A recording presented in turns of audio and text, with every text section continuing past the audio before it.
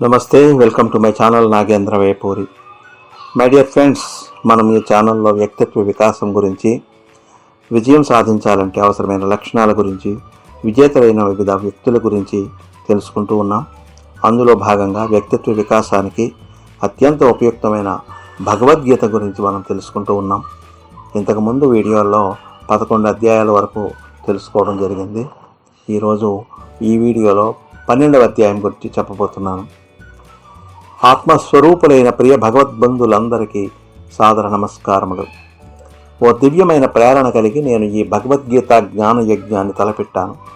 సాక్షాత్తు భగవంతుడైన శ్రీకృష్ణ పరమాత్ముడు ఉపదేశించిన భగవద్గీత సారాన్ని ప్రతి ఒక్కరికి అందించాలనే సత్సంకల్పంతో నేను ప్రారంభించిన ఈ భగవద్గీత జ్ఞాన యజ్ఞం ద్వారా విజ్ఞానం, మనశ్శాంతి, ఆత్మవిశ్వాసం, విజయం సాధించగలననే ధైర్యాన్ని పొందుతున్న శ్రోతలందరికీ అభినందనలు. శ్లోకాల రూపంలో ఉన్న భగవద్గీతను అర్థం చేసుకోవడంలో జనబాహుళ్యానికి గల కష్టాన్ని పారద్రోలి గీతాసారాన్ని అందరికీ అర్థమయ్యే వచనంగా నేను సమర్పిస్తున్న ఈ మహాయజ్ఞానికి అవసరమైన ఇంధనం లాంటి పద సంపదను నాకు ప్రదానం చేసిన ఆంధ్రప్రదేశ్ రాష్ట్రంలోని చివటంలో గల బ్రహ్మనిష్ట ఆశ్రమంకు చెందిన మన్నవ లీలావతి ప్రసాద్ గారికి ధన్యవాదాలు తెలియజేసుకుంటూ, ఆసక్తి గల శ్రోతలు భగవద్గీతకు సంబంధించి వివిధ అంశాలపై ఇంతకుముందు నేను ఈ ఛానల్లో పబ్లిష్ చేసి ఉన్న వీడియోలను వీక్షించవలసిందిగా కోరుతూ, భగవద్గీతలోని 12వ అధ్యాయం భక్తి యోగం గురించి ఇప్పుడు నేను చెప్పబోతున్నాను. అర్జునుడు శ్రీకృష్ణ భగవానుడిని ఇలా అడుగుతున్నాడు: ఓ కృష్ణ, నిరంతరము నీయందే మనస్సు ఉంచి కొంతమంది భక్తులు సగుణ రూప పరమేశ్వరుడివైన నిన్నే పూజిస్తూ ఉంటారు.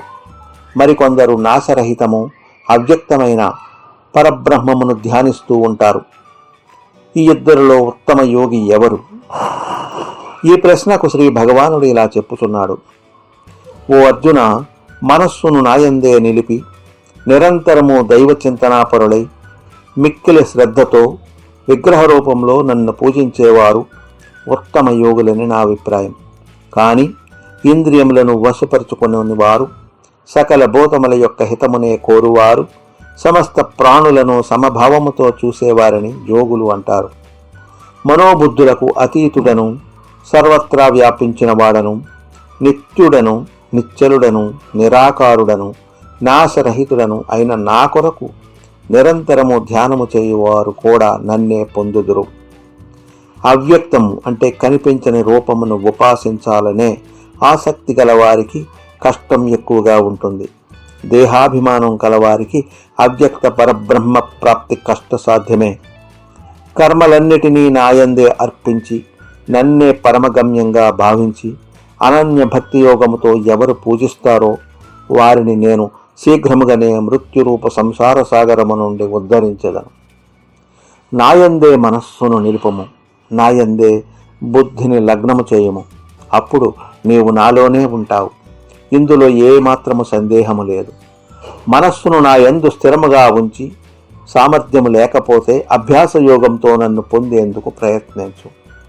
అభ్యాసములలో కూడా అసక్తుడవైతే నా కొరకు పనులు చేస్తూ నా నిమిత్తం కర్మలను ఆచరించుట ద్వారా కూడా నన్నే పొందెదవు. అది కూడా చేయలేకపోతే నా యోగమును ఆశ్రయించి మనస్సును నియంత్రించి సకల కర్మఫలములను త్యజింపుము.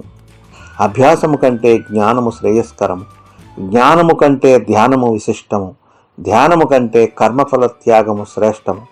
త్యాగము వలన పరమశాంతి లభించును.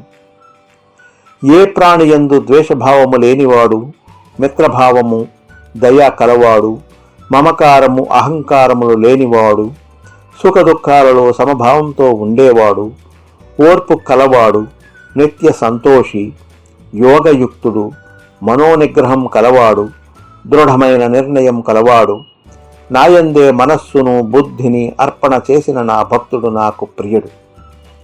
లోకమున ఎవరికిని క్షోభ కలిగింపని వాడును, ఎవరి వలనను తాను ఉత్తేజం పొందని వాడును, హర్షము, ఈర్ష్య, భయము, ఉద్వేగము మున్నగు వికారములు లేనివాడు అయినట్టి భక్తుడు నాకు ప్రియుడు.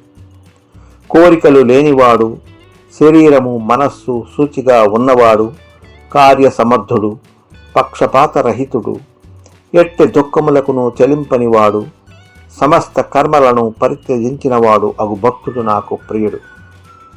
దేనికి సంతోషించని, దేనిని ద్వేషించని, దేనికి దుఃఖించని, ఏది ఆశించని, మంచి చెడులను త్యజించిన భక్తుడు నాకు ప్రియుడు.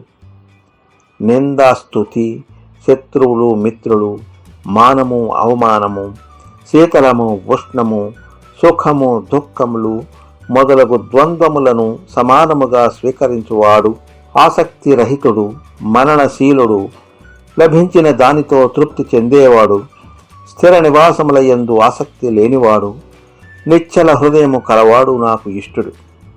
పైన పేర్కొనబడిన ఉత్తమ గుణములను కలిగి ఎవరైతే నిష్కామ భక్తి శ్రద్ధలతో ధర్మరూపమైన అమృతమును సేవిస్తారో వాళ్ళు నాకు అత్యంత ప్రీతిపాత్రులు. ఈ విధముగా ఉపనిషత్తు, బ్రహ్మ విద్య, యోగశాస్త్రము, శ్రీకృష్ణార్జున సంవాదము అయిన శ్రీమద్ భగవద్గీత యందలి భక్తి యోగము అనే 12వ అధ్యాయము సమాప్తము. మిత్రులారా, ఇంతవరకు 12వ అధ్యాయం విన్నారు. దీనికి ముందు జరిగిన 11 అధ్యాయముల గురించి వినాలంటే వీడియోలు చూడండి. రాబోయే అధ్యాయాల కోసం వీడియోలు వస్తాయి, వాటిని చూడండి. ఇంతవరకు మీకు నచ్చినట్లయితే లైక్ చేయండి, కామెంట్ చేయండి, అలాగే మీ ఫ్రెండ్స్కి కూడా షేర్ చేయండి. ఇంతవరకు మీరు నా ఛానల్కి సబ్స్క్రైబ్ చేసుకుని ఉండకపోతే వెంటనే సబ్స్క్రైబ్ చేసుకోండి. ఇటువంటి ఉపయుక్తమైన ఆసక్తికర అనేక అంశాలపై రాబోయే నా వీడియోల కోసం ఎదురు చూడండి. ధన్యవాదాలతో మీ నాగేంద్ర వేపూరి.